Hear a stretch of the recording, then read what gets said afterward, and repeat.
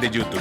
Búscanos como Diana, Verónica y Tony, la entrevista. También puedes volver a escucharla en Spotify como Diana, Verónica y Tony. Te invitamos a seguirnos, regálanos un me gusta, compártela con tus amigos y activa las notificaciones. Este día en el Corre de la Mañana le damos la bienvenida a... Ya lo dijiste tú, vamos a hablar de economía y para eso hemos invitado a un doctor en economía, el doctor Óscar Cabrera, economista y presidente del Investigación, Ciencia y Posgrado del CSUCA, que es el Consejo Superior Universitario Centroamericano CSUCA. Doctor Cabrera, qué bueno tenerlo aquí con nosotros. Bienvenido. Muy buenos días. Buenos días. Es un gusto, Verónica. Pues aquí un poquillo tarde, pero con el mayor de los gustos de poder compartir. Mire, doctor, y en la economía el tráfico afecta. ¿Informe del tráfico? Sí, en efecto. Hoy mi pronóstico falló. He estado media hora en el Árbol de la Paz, que no sé qué pasa. Es que allá había un accidente. ¿Te recordás que nos reportaron? Que había el hermano Bienvenido a Casa, ¿era? ¿verdad? No, era de Molsa, ¿no? Ese era otro. Sí. Bueno, y de repente esos choquecitos, doctor, pues sí, ¿verdad? Afectan Claro. la economía. Sí, porque desvían la entrevista. Sé que muchos de los que nos escuchan han estado pendientes de esta entrevista. O sea.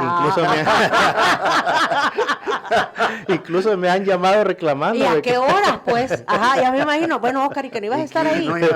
No te oigo. Ajá, y no te Bueno, oigo. hay que decir que el doctor Cabrera también fue presidente del Banco Central de Reserva, ¿verdad? Aquí Así en nuestro es, país. por 5 años. Doctor, y este Consejo Superior Universitario Centroamericano, entiendo, me decía Tony, que usted acaba de ser nombrado presidente. ¿Es una presidencia pro tempore? Sí. ¿Qué Bueno, es les esto? comento, digamos, el rector ha asumido la presidencia del SUCA, que es donde se reúnen 28 universidades públicas de Centroamérica. El rector de la Universidad de El Salvador. Así es, el ingeniero Juan Rosa Quintanilla. Ajá. Y esto ha hecho que cada uno de nosotros asuma la presidencia de las áreas en las que desempeña su trabajo, que en mi caso se llama CIRCIP, que es un consejo que ve la investigación científica y ve la situación de los posgrados en la región centroamericana. Entonces, por un año yo voy a estar asumiendo esta presidencia y pues se nos viene pues una cantidad de trabajo interesante, compartir con el resto de vicerrectores de posgrado, vicerrectores de investigación, e ir definiendo los planes de acción que pues ya van muy adelante y pues tratar de ponernos a ese nivel, ¿verdad? Entonces, Qué bueno. Nos sentimos muy contentos. Muy por ello. orgullosos, ¿verdad? Que un salvadoreño esté a cargo, en este cargo, continúe en FUDESEN, por supuesto. Sí, en efecto, yo siempre soy presidente honorario pues de FUDESEN. Fundación para el Desarrollo de Centroamérica. Así es. Económico de Centroamérica. Entonces, presidente honorario, y hoy que está de moda, ad honorem. Eso. Y en el COLPROCE, en el Colegio de Profesionales de Ciencias Económicas. También estoy ad honorem. Que acabamos de terminar la Semana del Economista. Fue una semana muy importante, de muchos aportes, de muchas propuestas. Y cerramos con la presentación de este libro, que en efecto estamos acostumbrados a ver la coyuntura, cuánto vamos a crecer este año y los próximos, pero yo creo que es un momento para detenernos y ver esos factores estructurales que, a pesar que hemos crecido de manera elevada en este último año y este primer trimestre, pero parece ser que de nuevo ese componente tendencial nos va a llevar a un bajo crecimiento, ¿verdad? Entonces, ¿qué factores son los que están inhibiendo que la economía... ¿Por qué no crecemos? Es la pregunta, ¿verdad? Sí, en efecto, así es. Se llama Las 8 trampas del desarrollo, comparte autoría con Diana Carolina Navarro Rivas, El Salvador y la ruta hacia un modelo productivo, inclusivo y sostenible. Y, a ver, ya para entrar en materia, el diagnóstico plantea problemas estructurales, como bien lo decía, que van desde el bajo crecimiento y la productividad hasta la desigualdad, cuentas externas, finanzas públicas, sistema financiero y vulnerabilidad climática. En efecto, Lo cual, doctor, no es nada nuevo. no es nada nuevo, Ajá. pero yo creo que tenemos la responsabilidad, aquellos que desarrollamos investigación, de volver a poner sobre el tapete que mientras no resolvamos esos problemas estructurales, va a ser muy difícil que este modelo de desarrollo en el que hemos nacido y en el que estamos trabajando y creando valor, pues sea con igualdad de oportunidades, ¿verdad? Para todos y todas. La CEPAL decía ayer, el diario de hoy, que íbamos a crecer 3.9%. Eso es la coyuntura, pues en efecto hemos visto un despegue de la economía en su conjunto. Si quieren hablamos un poquito de la coyuntura. Ujú. Hemos visto pues un despegue de la economía, crecimientos de este primer trimestre de 4.8 en el Producto Interno Bruto, pero nuestros pronósticos desde FUDESE mencionan que es probable que la economía se va a tender a desacelerar y de nuevo vamos a volver a los niveles que anteriormente el crecimiento económico nos ha mostrado. Ojalá que crezcamos a esa tasa de 3.9 que menciona la CEPAL. Sin embargo, estamos viendo que los motores que enrumban la economía, como es el consumo de los hogares, que lo hemos hablado aquí, que pesa más del 85% del PIB, se ha venido desacelerando y esto pues obviamente tiene impactos por el menor flujo de remesas. O sea, las remesas han venido creciendo, pero no a los niveles de 2 dígitos del año pasado. Y por otro lado, eso va a llevar a que el consumo de los hogares se ralentice. También hemos visto por el lado de los sectores económicos una reducción de la industria de la construcción, a pesar que el crédito hacia la industria de la construcción y la propiedad de vivienda crece más del 10%, ¿verdad? Pero esto, pues obviamente los indicadores nos están diciendo que la economía va a crecer en el segundo trimestre 3%, en el tercer trimestre nuestras proyecciones son 2.2% y en el cuarto trimestre 1.8%. ¿Eso qué nos dice? Que la economía es probable que esté creciendo por debajo del 3%, ¿verdad? Me parece que las perspectivas de crecimiento de CEPAL son muy positivas, ojalá se cumplan. Sin embargo, nuestra responsabilidad es ir analizando sector por sector y nuestras previsiones son a nivel de PIB trimestral, ¿verdad? Entonces vamos estimando el PIB trimestral y en función de eso vamos llegando a la conclusión que de nuevo esos 8 trampas nos están llevando de nuevo a crecer menos.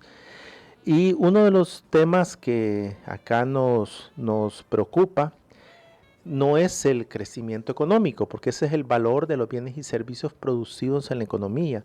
Hay otro indicador que es muy importante y que muy poco lo hablamos y es el PIB per cápita, es decir, el crecimiento económico dividido entre la población. Y acá empezamos a ver que entre 2000 a 2024 ese crecimiento per cápita apenas ha sido de 1.6%. Ahora, lo que nosotros estamos esperando es lo que se llama el síndrome de la economía que no supera el ingreso medio que ha definido el Banco Mundial, no puede converger con los países de ingreso alto y esto se debe a que las economías como la salvadoreña ha perdido estas ventajas comparativas en actividades de bajo valor en las que nos hemos especializado y eso genera graves problemas para competir en los mercados financieros, en los mercados comerciales y de bienes y servicios internacionales. Entonces, en el caso nuestro, ese ingreso nacional que nos define el Banco Mundial como país de ingreso medio alto, anda por $5,120 en el 2024, mientras que los países de ingreso elevado andan por más de $14,000. Esto significa que tienen 3 veces el valor nuestro. Cuando nos comparamos con nuestro principal socio comercial, los Estados Unidos, ¿cuánto pesa nuestro PIB dentro del PIB de los Estados Unidos? En 1965 pesaba casi el 12%. Actualmente está pesando el 6% del total de la economía norteamericana. En lugar de ir convergiendo en el ritmo de crecimiento con nuestro principal socio comercial, hemos venido divergiendo. Y esto está sucediendo también en el caso de tratar de aspirar a ser un país de ingreso alto, que yo creo que es una de las grandes aspiraciones de cualquier sociedad. Doctor, cuando hemos hablado con usted en ocasiones anteriores o con otros economistas, nos han dicho que la inversión privada grande no viene porque no tenemos una mano de obra calificada o estudiada. Esa es una de las grandes trampas del crecimiento. Sí, uno de los graves problemas que se mencionan del por qué la economía no crece es, por un lado, los problemas de capital humano, es decir, la capacidad de adopción y de adaptación de nuevas tecnologías de acuerdo a nuestros niveles de escolaridad, realmente son muy bajos. Y esto hace que a pesar que los gobiernos hayan implantado exención de impuestos para localizarse en El Salvador, tomen la decisión de irse a otras economías como es la costarricense o la economía, digamos así, panameña. Entonces, lo que estamos viendo, y lo menciona claramente el Banco Mundial dice hay 5 factores por los que El Salvador no está convergiendo con estos países de ingreso alto. Uh-huh. Uno dice la baja productividad en el sector servicios, ¿verdad? Que es una característica estructural de hace 20, 30 años. Que tiene que ver con las capacidades desarrolladas por las personas. Exacto. Nos mantenemos siempre en esas capacidades mínimas, no las elevamos y por lo tanto la remuneración o el pago que reciben estas personas no va creciendo. Correcto. Uh-huh. Y otro es esa pérdida de competitividad exportadora, que lo vamos a ver más adelante, que incluso en el sector donde teníamos ventaja comparativa revelada, que eran las exportaciones de productos de bajo valor, de bajo componente tecnológico, ya en 2025 lo hemos perdido, ¿verdad? Entonces, ese es otro elemento. ¿Esas son exportaciones? ¿Son las maquilas? Esas exportaciones son totales, ¿verdad? Ahí van maquilas principalmente, ¿verdad? Es nuestro principal producto de exportación. Así es. Y la caña de azúcar. Y la caña de azúcar va en la clasificación de recursos naturales, que lo vamos a ver más adelante. Otro tema que tenemos enfrente son estas restricciones fiscales. Por ejemplo, los niveles de deuda parece ser que ya superaron el 93% del Producto Interno Bruto. De cada dólar que produce la economía, pues debemos 93 centavos. De cada dólar que produce la economía, el sector privado debe 56 centavos. Entonces, estamos en un grave problema de falta de generación de empleo, de mejores salarios, y es un círculo vicioso, ¿verdad? Entonces, estas restricciones fiscales, digamos, parece ser que los niveles de sostenibilidad fiscal van a superar a partir del 2028 el 100% del PIB de deuda. Porque lo que pasa es que estamos prestando, pero a un interés considerable, o sea, pagamos mucho en intereses, digamos en deuda más en intereses. Que la tasa de interés implícita que nosotros hemos calculado, tomando toda la estructura del portafolio de la deuda, anda por 6.97%. Y el crecimiento económico, digamos, tomando el dato del primer trimestre, es de 4.8%. Entonces, crece más el pago de intereses que lo que la economía crece, ¿verdad? Eso lo que hace es subir más la deuda. Los países donde la economía crece más que la tasa de interés, eso les facilita que reduzcan la deuda, ¿verdad? Sí, porque endeudarse no es malo. Lo malo es no tener para pagar, no ser lo suficientemente productivo para pagar esa deuda. En efecto, yo considero que los niveles de deuda pues obviamente hay que tomar en cuenta hacia dónde van destinados. Si es hacia inversión pública, pues obviamente, o hacia gasto social en educación y en salud, pues bienvenido sea, ¿verdad? Porque la tasa interna de retorno en los próximos años va a ser mucho mayor y eso va a facilitar que la economía crezca más. Pero, digamos, en estas trampas que vamos a ir hablando, pues obviamente va a ser muy difícil. Por ejemplo, si nosotros con estos niveles de crecimiento del 1.6 del PIB per cápita, las estimaciones que hemos hecho es que nunca vamos a alcanzar a los países de renta alta. Si crecemos al 2%, podemos converger con estos países de renta alta en el 2082. O supongamos que creciéramos... Vamos a estar viendo el grama desde abajo, doctor Rodríguez. Supongamos que crecemos de manera positiva si no nos incineran. Ajá. En un PIB per cápita del 4%, que eso solo en la década de los 60 pasó,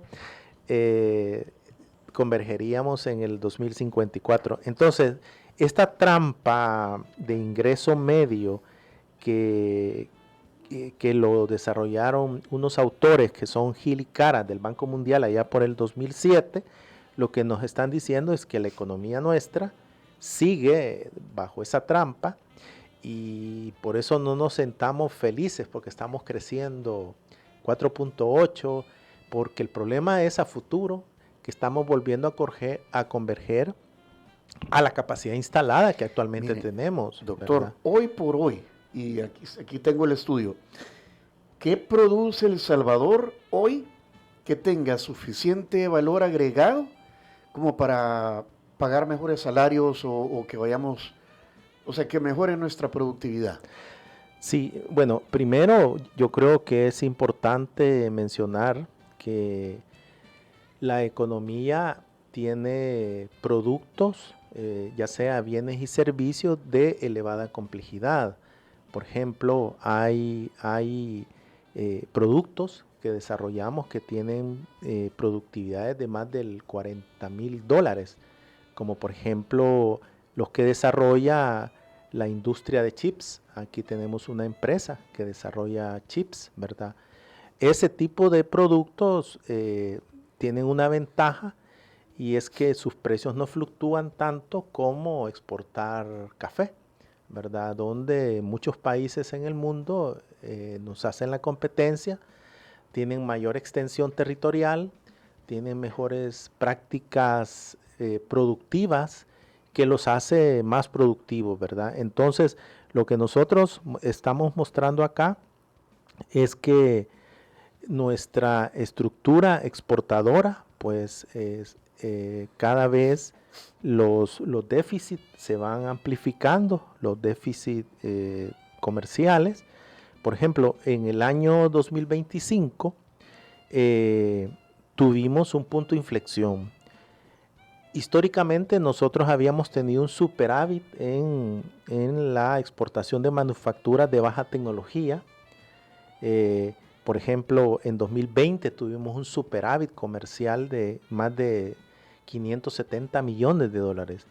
Pero en el 2025 ya se revierte ese superávit histórico donde nosotros teníamos ventaja competitiva y hoy tenemos un déficit de 345. O sea, es el primer déficit que tenemos en 30 años, ¿verdad? Entonces, el país está perdiendo incluso el único rubro donde éramos competitivos, ¿verdad? Esto no es en la maquila que por la pandemia se compraron suficientes inventarios y entonces luego vino este punto de inflexión en donde lo que se compraba fue menor porque se habían quedado con grandes inventarios. Y eso nos lo explicó Silvia Cuellar, presidenta de Ecoexport, que las exportaciones habían bajado por eso, porque había suficiente inventario, que debido a la pandemia se había comprado en mayor cantidad, porque como no se sabía si habían barcos y se podía trasladar los productos, etcétera, etcétera.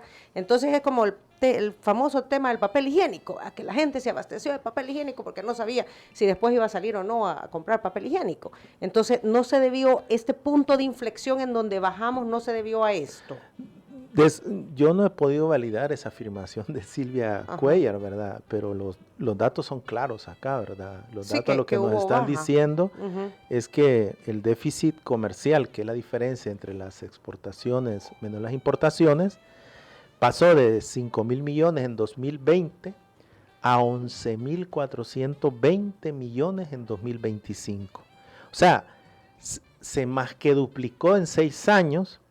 Y las importaciones están creciendo a 2 dígitos, el 14% anual, el doble que las exportaciones, ¿verdad? Entonces la conclusión, en mi opinión, es grave y es que el país está perdiendo capacidades productivas sin adquirir nuevos segmentos más sofisticados. Lo que nos está diciendo es que ha fracasado las estrategias comerciales exportadoras, está fracasando, desconozco si hay una política industrial en este momento, está fracasando la política de reducir los trámites.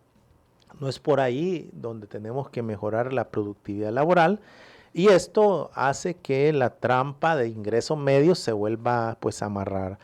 No quisiera olvidar mencionarle los niveles de productividad que tiene El Salvador porque es uno de los factores determinantes del por qué estamos en esta trampa.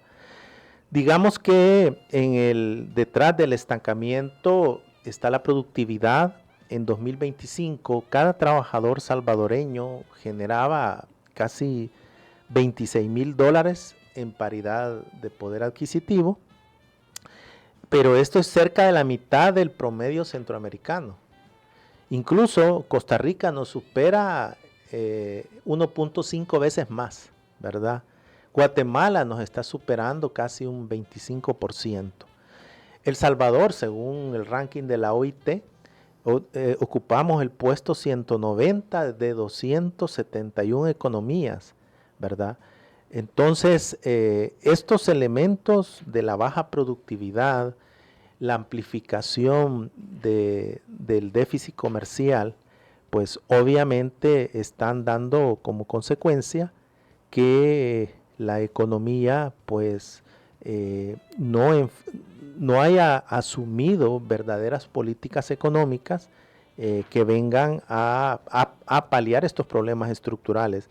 Ahora, y la pregunta que nos hacemos es, ¿y quiénes sienten más este modelo en su vida cotidiana, verdad? Y aquí entramos a la trampa que nosotros llamamos de la desigualdad y la pobreza.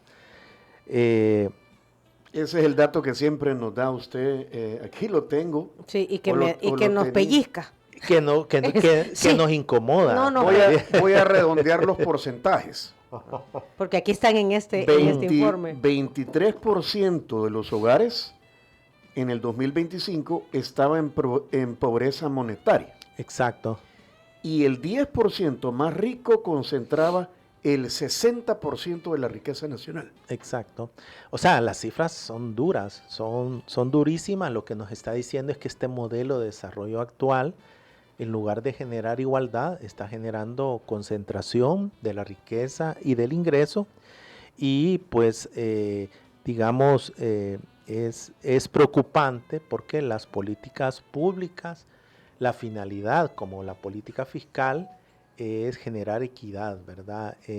Recaudar impuestos de los sectores de mayores niveles de ingreso y mayores niveles de riqueza y estos recursos que obtiene el Estado que sirvan a fortalecer el gasto social, ¿verdad? Entonces, lastimosamente no está pasando y obviamente también hay que mencionar algo positivo. La pobreza desde la perspectiva del ingreso bajó 22.5 en 2025, pero esto no se lo atribuyamos a la política económica, al éxito. Esto es parte del flujo de remesas, ¿verdad?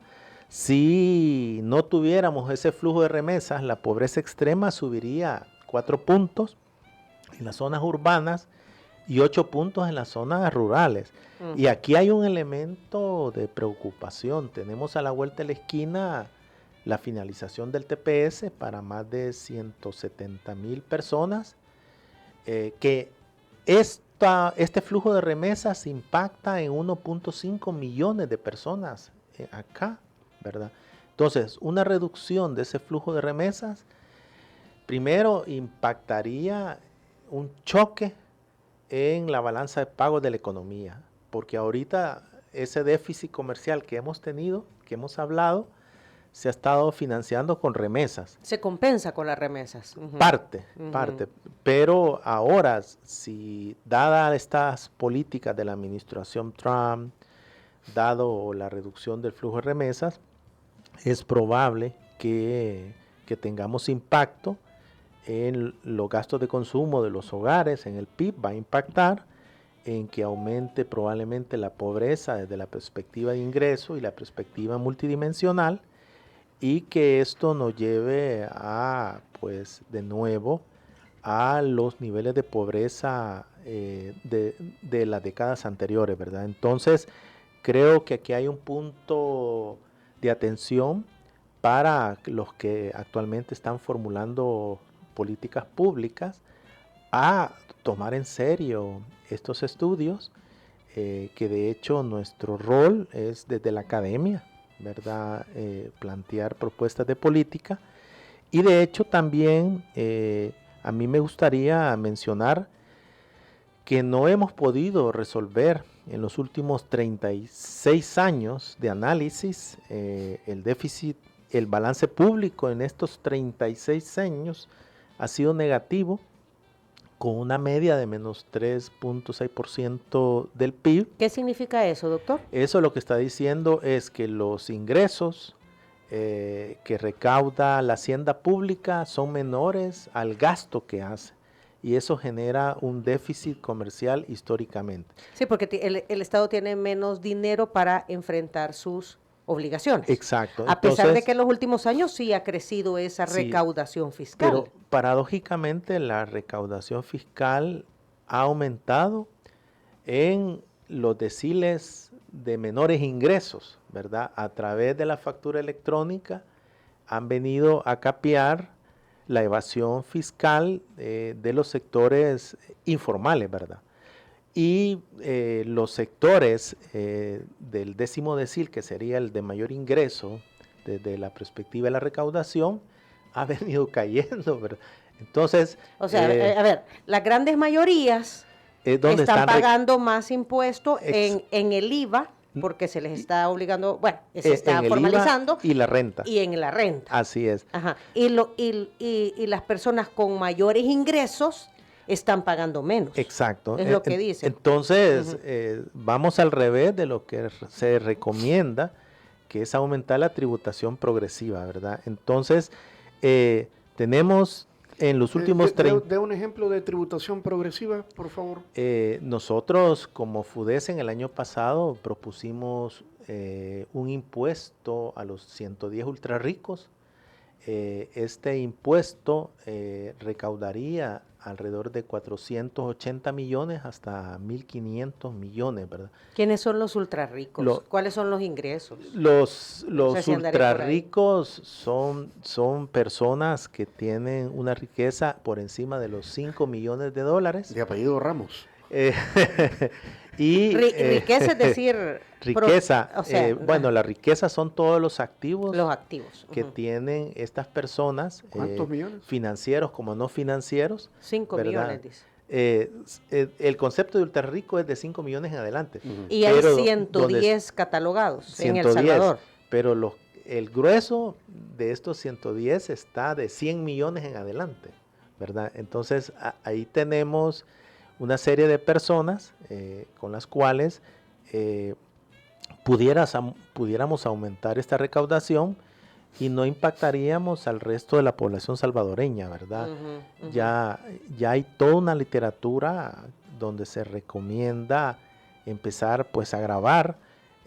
Hay incluso ultra ricos norteamericanos que han recomendado a la administración Trump incorporar este tipo de impuestos, ¿verdad? Entonces, ese punto es importante de otra modalidad de financiación del gasto que no solo sea deuda. Por ejemplo, acabamos de aprobar 100 millones de deuda Ayer, ¿verdad? ayer, Ajá. ¿verdad? Que el destino es loable, que es para becas, pero es deuda, ¿verdad? Entonces, mejor busquemos otra fuente de financiación que le existe, aunque nos incomode, pero yo creo que no es justo que solo estemos apostándole a la evasión de los sectores informales, ¿verdad? Doctor, nos quedan 10 minutos de entrevista. Ajá. De las 8 trampas, ¿cuál considera usted que es la más urgente o en la que se debería concentrar el país en los próximos? Bueno, ya vienen elecciones Sí, sí. y se pasamos de quinquenio a sexenio. Ajá. ¿Cuál debería ser el camino a seguir? Ajá, en Ajá. 6, 7 años. Para Sí. comenzar a revertir todas estas trampas. Claro, la principal en este momento es hacer una política industrial, ¿verdad? Que venga a diversificar, a transformar la estructura productiva y obviamente esto va a ayudar a aumentar la productividad laboral, a aumentar los salarios de los y las trabajadoras y también va a venir a contener ese déficit comercial tan amplio y ese déficit de cuenta corriente, ¿verdad? Ahora, Hay un consejo industrial, ¿te recuerdas, compañero? Sí. ¿Verdad? Que se formó un consejo industrial precisamente para trabajar en conjunto con el Estado, con el gobierno, para ver cómo se aumentaba precisamente desde la industria la producción. pero ya llevamos 7 años y el déficit comercial se va amplificando cada vez más. Venimos perdiendo la última ventaja comparativa que teníamos en exportar y los niveles de atracción de inversión extranjera directa parece ser que siempre continuamos siendo los menores de la región centroamericana. Entonces, algo está fallando en la reorientación de este O sea tipo que de políticas, ¿verdad? ahorita somos un país de comprar y consumir y deberíamos pasar a ser un país de producir y exportar. Exacto. Nosotros en este momento estamos exportando sudor y estamos importando complejidad económica, ¿verdad? Nuestros dos principales socios comerciales, que son Estados Unidos y China, pues obviamente cada vez ese déficit bilateral se va amplificando.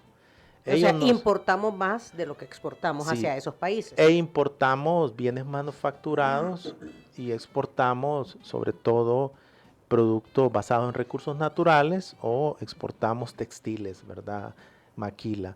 Y el problema de la maquila es que estamos perdiendo competitividad, la importancia relativa de la maquila en el valor agregado y en las exportaciones ha caído abruptamente desde 2019. Lo que nos está diciendo es que la política industrial ha fallado y continúa fallando, ¿verdad? Entonces, este tipo de propuestas yo creo que es necesario pues debatirlas desde la academia, con los gremiales empresariales y dejar de lado la ideología, dejar de lado el neoliberalismo con el que siempre queremos resolver los problemas y enfocarnos realmente en lo que ha funcionado.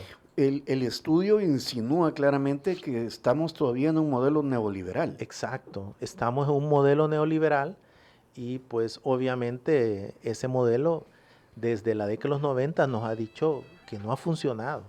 La pobreza, la desigualdad ha crecido, las desigualdades hacia las mujeres para acceso al empleo o a colectivos como colectivos LGTBQ, la esperanza de vida de ellos es de 32 años y la esperanza de vida del salvadoreño es de 72 años. Entonces, acá hay que empezar a enfocar las realidades de esta economía desde una perspectiva técnica, desde una perspectiva académica y dejar de lado la ideologización, porque eso es lo que nos está afectando para tomar decisiones y adoptar diagnósticos claros, ¿verdad? Ok, entonces lo primero sería aumentar Una política industrial. la política, o sea, que- una política industrial que en realidad nos haga generar empleos con un valor agregado. Exacto, y Ujú. una política industrial que seleccione productos, que seleccione ramas de actividad económica en la que somos productivos, que tienen componente tecnológico y obviamente donde sí podemos competir, ¿verdad? Ya entre 2014 y 2019 hubo una política industrial que en opinión del Fondo Monetario funcionaba. Vino OCDE y vino a proponer lo mismo, la política de diversificación y transformación productiva, y hasta este momento no queremos encarar lo que tenemos que hacer como una verdadera política de desarrollo, ¿verdad? Entonces, estos elementos no hay que dejarlos de lado. Otro es, necesitamos financiar el gasto social, y eso no se va a hacer solo mediante la evasión y la elusión del sector informal.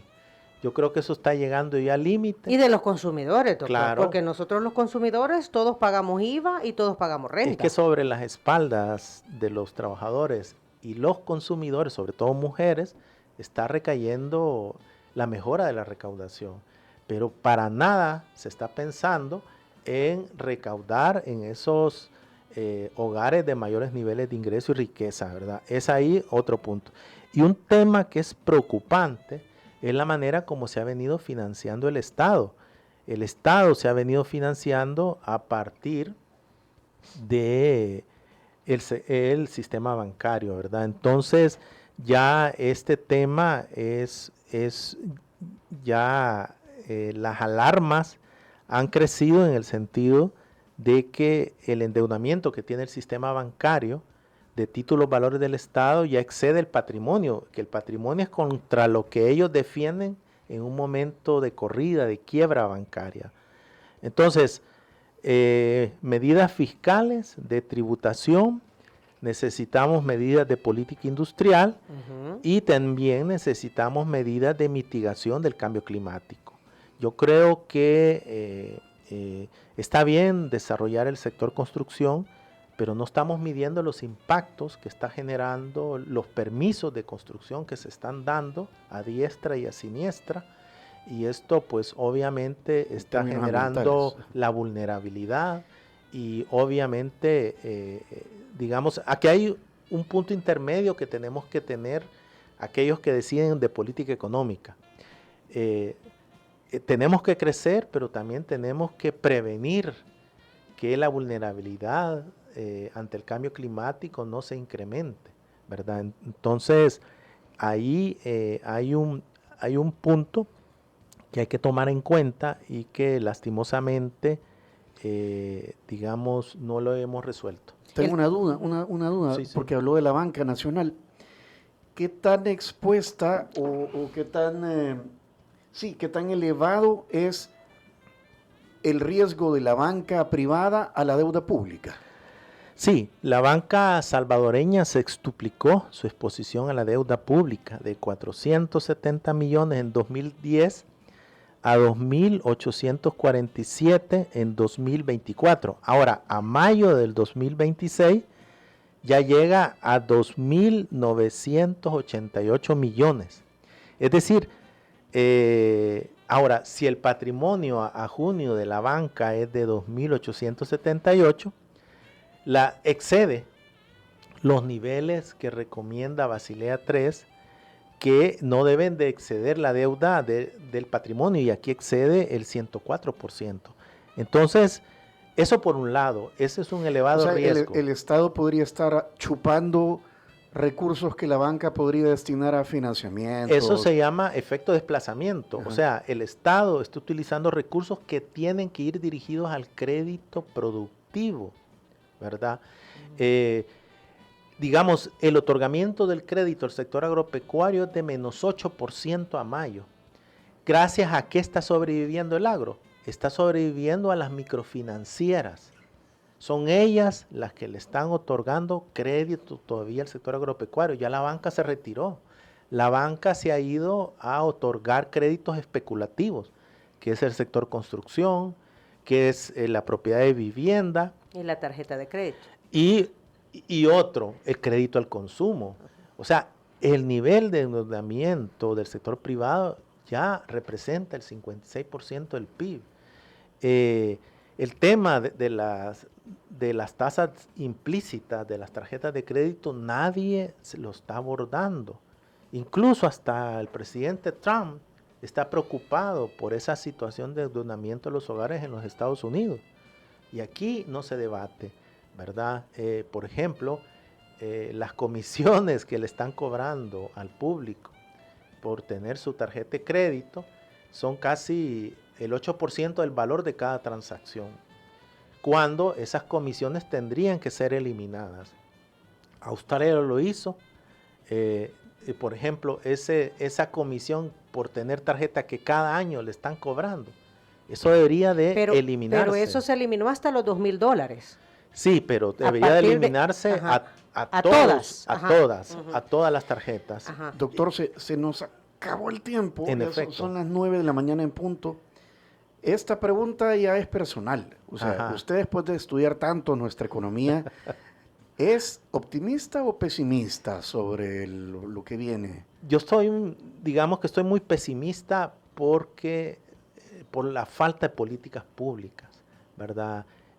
Han habido pues avances en algunas políticas públicas, pero las políticas que necesita esta economía todavía no las veo, ¿verdad? Entonces eso hace que nosotros tengamos esta labor de incidencia, que estemos sentados acá para pues comunicarle a la población salvadoreña que debe de exigir a sus legisladores, debe de exigir a sus ministros que se enfoquen en lo que realmente importa, y es mejores salarios, reducción de pobreza, reducir la desigualdad, que tengamos mejores condiciones de vida.